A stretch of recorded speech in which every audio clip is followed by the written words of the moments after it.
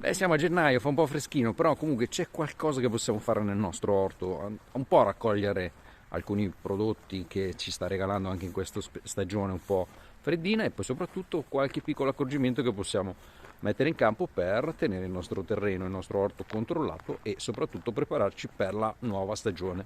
Vai, mese di gennaio non c'è molto da fare nell'orto, possiamo però raccogliere un po' di splendidi cavoli che ci stanno regalando grandi soddisfazioni. Stavo cercando anche una verzetta, questa potrebbe fare nel caso nostro, perché le altre sono una varietà diversa e non si sono ancora ben chiuse, non hanno ancora ben fatto la palla, per cui opterei per quella, la prima scelta di solito potrebbe anche andare. Eccola qua, adesso la raccogliamo.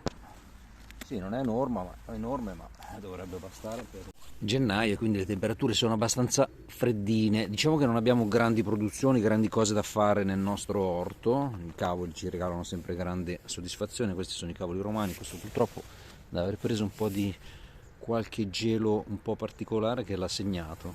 Però gli altri stanno crescendo e se piovesse un pochettino dovrebbero anche svilupparsi. Ecco, là in fondo ci sono le cipolle che potrebbero anche essere raccolte volendo, ma le lasciamo lì, le facciamo vedere un po' più grandine a primavera. Faccio vedere cosa sto facendo in questo periodo. Cose importanti da fare, lavoretti per non perdere tempo sono questi. Sto coprendo tutto il terreno con pacciame che trovo, pacciamatura che riesco a recuperare, un po' del taglio della legna, quindi segatura, cortecce e altro. Sto facendo una bella copertura che mi servirà poi a primavera. Guardate qua, tutto bello coperto. Una copertura totale con segature, quindi trucioli di legna.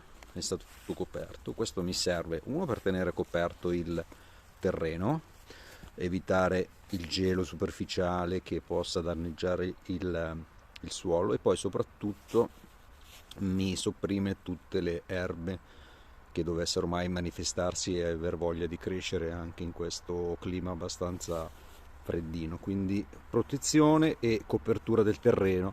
Adesso andrò avanti sicuramente fino in fondo, coprire tutta questa aiuola pronta per, diciamo, fine aprile. La copertura del terreno è la strategia numero uno per evitare appunto di danneggiare, impoverire il terreno che si dilavi, e soprattutto poi è la strategia numero uno per difenderci dalle erbacce.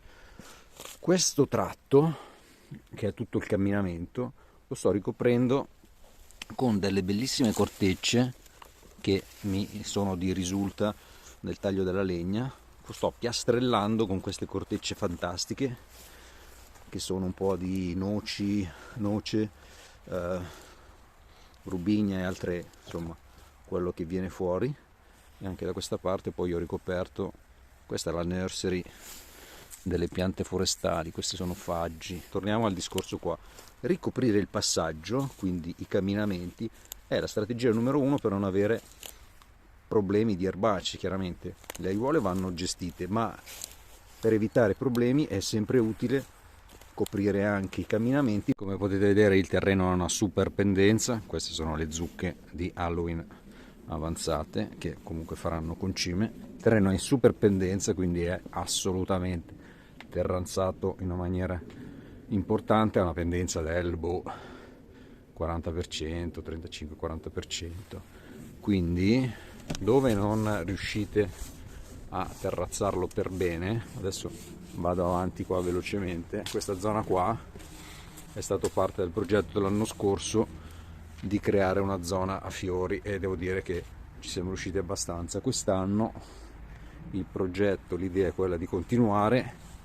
E tornando al discorso della copertura del terreno, dove abbiamo delle erbacce o comunque delle situazioni da controllare, se non avete una copertura organica potete anche utilizzare il telo, un bel telo nero che copre il terreno, deprime le erbacce e lo tiene anche bello coperto fino a primavera. Togliendo il telo vi scoprirete sotto un terreno molto morbido con una presenza di lombrichi importante che questo telo tiene un po' di temperatura, essendo nero poi, e garantisce questa vita nel terreno, che è una cosa eccezionale.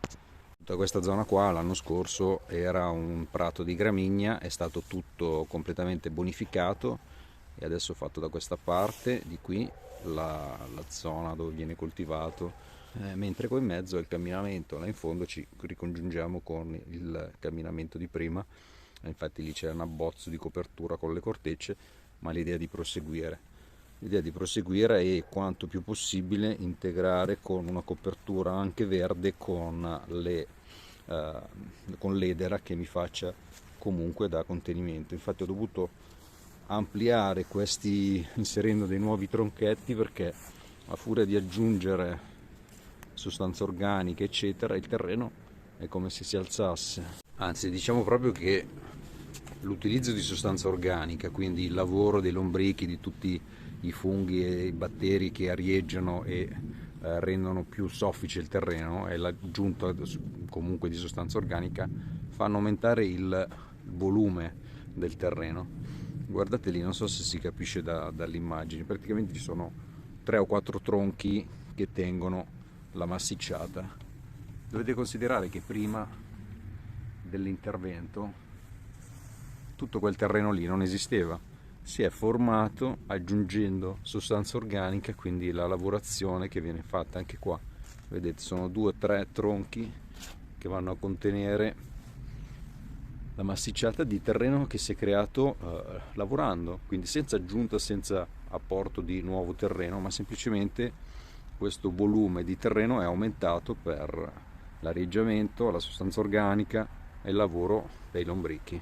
Altra cosa da fare in questo periodo ovviamente è, se ce l'avete, è aggiungere della cenere di camino, cenere di stufa che non sia ovviamente di provenienza strana, ma solo da legna pulita e assolutamente naturale. Potete aggiungerla in un ordine di una manciata e mezza per metro quadrato, senza esagerare, perché ricordiamo sempre che la cenere è composta principalmente da calcio, oltre a altre sostanze molto interessanti come potassio e fosforo, e può alterare il pH. Quindi non perdiamo tempo, anche se gennaio un po' non la voglia di lavorare nell'orto magari non è tantissima, portiamoci avanti con i lavoretti che sono da fare, contenimento, apporto di sostanza organica, va sempre benissimo farlo anche in questo periodo, cenere se ce l'avete, qualche lavorazione senza andare a incidere il terreno, perché ovviamente non andiamo a fare questo tipo di lavorazioni. Vi saluto, vi auguro tante belle cose, ci vediamo al prossimo video. Se non l'avete fatto iscrivetevi al canale, fate un bel mi piace se il video vi è piaciuto e alla prossima, ciao!